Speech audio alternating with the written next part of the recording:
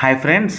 జీవితంలో మనం ఏం చేసినా కానీ మనల్ని క్రిటిసైజ్ చేయడానికి రెడీగా ఉంటారనమాట.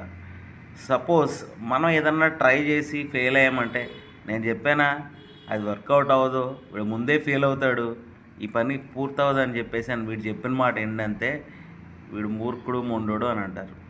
అలా కాదని ఏదైనా చేసామనుకో, ఒకవేళ సక్సెస్ అయ్యామనుకో, నాకు తెలుసండి వీడు ఖచ్చితంగా సక్సెస్ అవుతాడు లైఫ్లో.